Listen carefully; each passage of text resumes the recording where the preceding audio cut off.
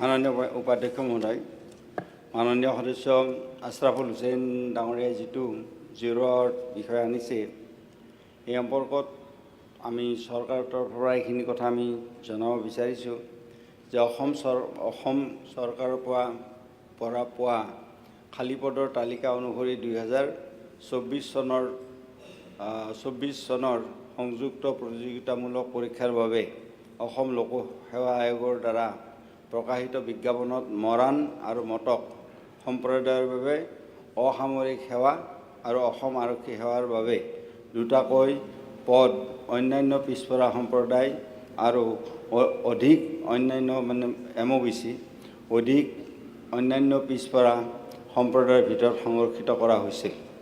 অসম চৰকাৰৰ 19 অক্টোবৰ 2023 তাৰিখৰ কাৰ্যালয় স্মাৰক নম্বৰ ABP 110/2023/2 অনুসৰি অসম লোকসেৱা আয়োগৰ পৰা পৰৱৰ্তী 5 বছৰৰ বাবে অনুষ্ঠিত হ'বলগীয়া সংযুক্ত প্ৰতিযোগিতামূলক পৰীক্ষাত ACS কনিষ্ঠ শাখা আৰু APS কনিষ্ঠ শাখাত মৰাণ আৰু মটক সম্প্ৰদায়ৰ বাবে এটাকৈ পদ সংৰক্ষণ কৰা হৈছে। এই অনুসৰি অসম লোকসেৱা আয়োগক ইতিমধ্যে অৱগত কৰা হৈছিল।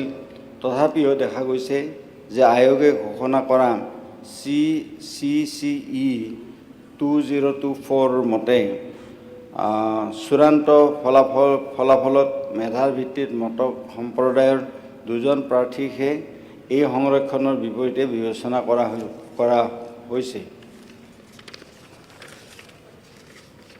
চূড়ান্ত ফলাফল ঘোষণা কৰাৰ পিছত এই সন্দৰ্ভত তৎক্ষণাত অসম লোকসেৱা আয়োগৰ সৈতে যোগাযোগ কৰা হৈছে।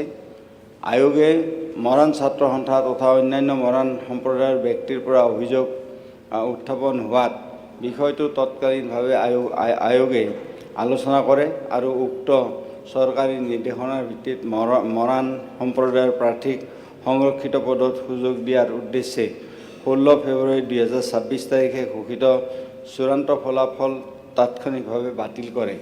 অসম লোকসেৱা আয়োগে দুটাকৈ মৰাণ সম্প্ৰদায়ৰ বাবে সংৰক্ষিত পদত 2জন মৰাণ সম্প্ৰদায়ৰ প্ৰাৰ্থীক অন্তৰ্ভুক্ত কৰি অতি শীঘ্ৰে নতুন তালিকা প্ৰস্তুত আৰু ঘোষণা কৰাৰ ব্যৱস্থা হাতত লৈছে। স্বচ্ছতাৰ ক্ষেত্ৰত আয়োগে 3তৰপীয়া সংযুক্ত পৰীক্ষামূলক পৰীক্ষাত নিম্ন উল্লেখিত পদক্ষেপসমূহ অৱলম্বন কৰে।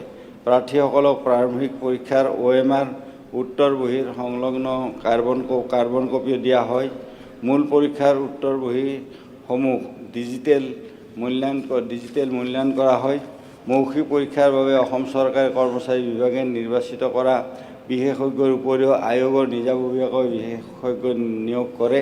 সমগ্ৰ মৌখিক পৰীক্ষাৰ ভিডিঅ'গ্ৰাফী কৰা হয়। নিযুক্তিৰ প্ৰক্ৰিয়াত স্বচ্ছতা নিশ্চিত কৰাৰ স্বাৰ্থত চৰকাৰে পৰ্যাপ্ত সকলো ধৰণৰ ব্যৱস্থা গ্ৰহণ কৰিছে। গতিকে উপাধ্যক্ষ ডাঙৰীয়া, এই কথাটো আচলতে হ'ল যে মৰাণৰ কাৰণে এটা, মটকৰ কাৰণে এটা ACSৰ জুনিয়ৰ গ্ৰেডত আৰু APSৰ জুনিয়ৰ গ্ৰেডত কৰা হৈছিল। কিন্তু আচলতে কি হ'ল, দুটাই এটা জনগোষ্ঠীক দিয়া হ'ল। দিয়াৰ ফলত এই অলপ খেলিমেলি হ'ল, কাৰণ সেইটো আমাৰ চৰকাৰৰ সিদ্ধান্ত আছিল আৰু চৰকাৰে সেই কথাখিনি APSCক জনাইছিলোঁ আৰু APSCৰ এই কথাটো এটা টেকনিকেল, এইটো মই ইচ্ছাকৃত ভুল বুলি হয়তো কৰা নাই, এটা টেকনিকেল ভুল হয়তো এই ক্ষেত্ৰত হৈছে। গতিকে সেইকাৰণে এইটো নতুনকৈ শুধৰণি কৰি APSCয়ে ব্যৱস্থা গ্ৰহণ কৰিব।